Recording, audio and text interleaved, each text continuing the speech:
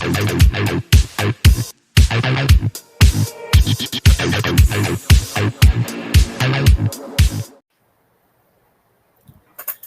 boxing fans. Thank you once again for joining me on Talkin Fight, where I discuss some of the news and headlines of the day, courtesy of our friends over in Europe at Boxing 24/7. Thanks very much, Christian, for all your support.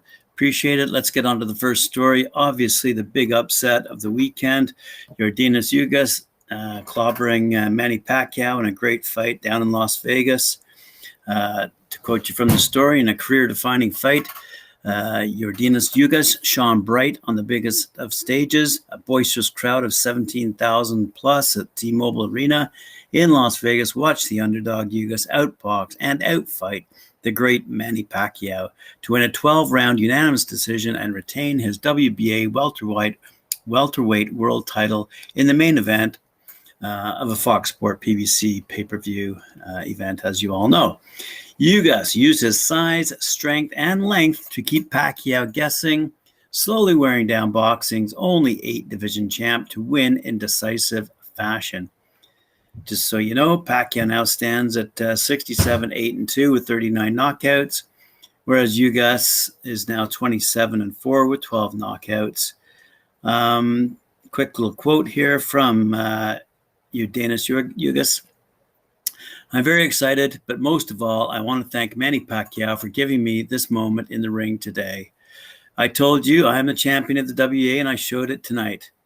I'm very emotional. A lot of people say Cubans can't win the big fight, so I'm very proud that I got this win for Cuba and showed what we are all about. My trainer, Ismael Salas, and I had a plan. We were going to move him around. We were going to use the jab, and we were going to keep him off balance. That was the whole game plan. The right hand was a shot I'd planned to use on Manny. It kept working, so I kept using it. Congratulations to Mr. Yugas, and I look forward to seeing who he's going to fight next. Terrence Crawford, Errol Spence, maybe Keith Thurman. Who knows? But let me know what you think in the comment section. Happy to receive your thoughts. In another bout that evening, we saw Frank Martin versus Ryan Kielski. The rising lightweight sensation, Frank the Ghost Martin, who's now 14-0 with 10 knockouts, impressed again, pitching a 10-round shutout over Ryan Kielski. Sorry for the pronunciation there. I'm as bad as Mike Orr. He's now 30-6 with 11 knockouts in the main event at the PBC Action Live on Fox, as I reported earlier. All three judges scored the bout 190. The 26-year-old Martin dictated the pace from the opening bell, working behind a southpaw jab and stepping in with combinations to win. Good for him. We look to see him in the future. Another bout that occurred on the Pacquiao-Yugas fight, we had Steven Torres and Justin Rolfe going at it, and heavyweight prospect Torres, who's now 5-0 with 5 knockouts, made quick work of Rolfe, who's now 6-3-1 with 4 knockouts. Basically pounding Rolfe until the referee, Robert Hoyle, stepped in at 2:33 of the first round to stop the fight. In other news, at that very same evening, we saw Carlos Castro defeat Oscar Escandon. Castro, who's now 27-0 with 11 knockouts, turned in the finest performance of his career, stopping former world title challenger Oscar Escandon, who's now 26-6 with 18 knockouts, in the 10th round of their back-and-forth featherweight encounter. Castro used his height and reach to keep Escandon at bay early on.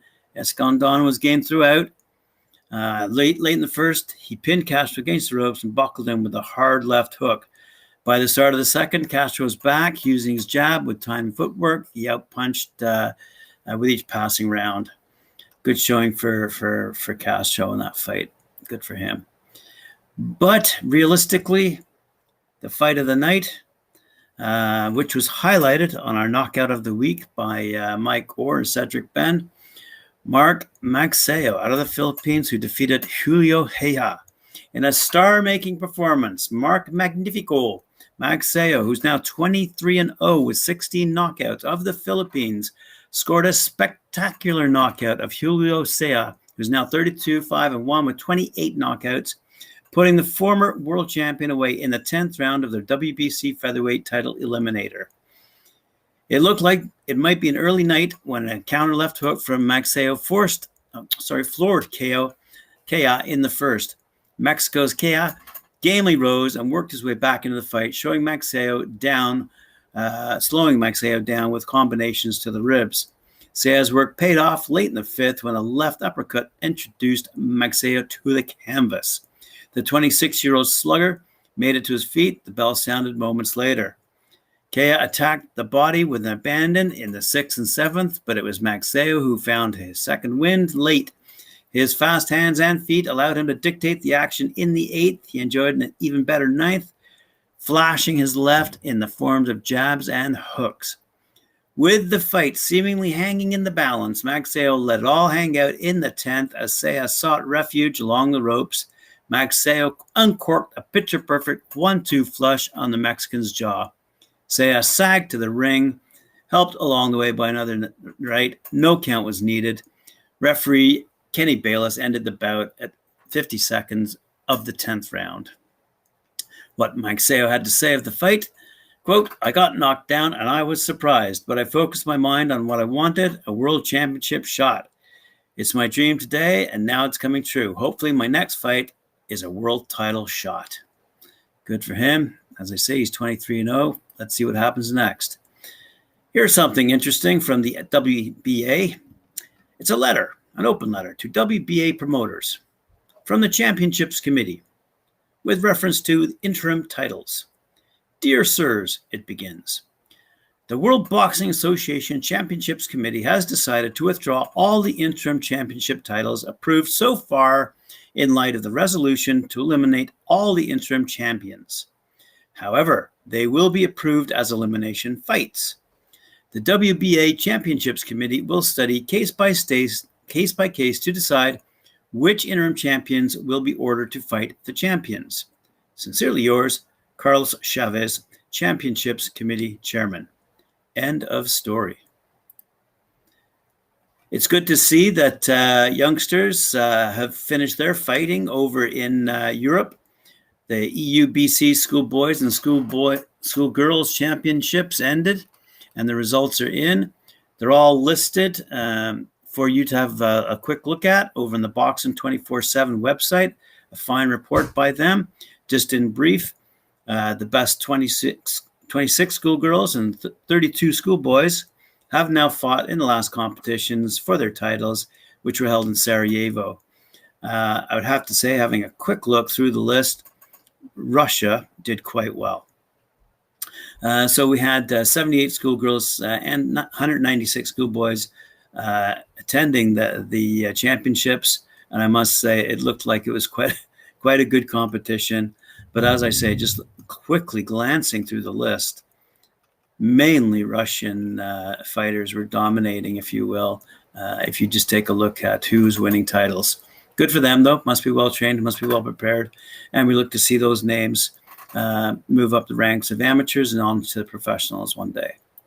Finally, with respect to amateur tournaments, I'd like to announce that the Sambrando Campiones Championships, a tournament in Panama, has begun now. Last night, the successful amateur tournament, Sambrando Campiones, began in Panama. It's an initiative that arose from the genuine concern for amateur boxing of the WBC president for life, Jose Suleiman. Presented by promoter Samson Lukowitz, this is the third edition of the sport event from which important world boxing figures have emerged, including Uruguayan Amilcar Vidal. The 6 winners of the tournament will be received by the WBC in Mexico City to have 2 months of training plus bouts that will lead and guide them to the conquer of their dreams. I'm quoting. All right. Well, thanks very much for joining me. That's all the news for today I have. And I look forward to seeing you tomorrow. Remember to like, share, and subscribe our channel and hit that notification bell for when you want to hear that I'm coming on board real soon. Thanks very much. See you tomorrow.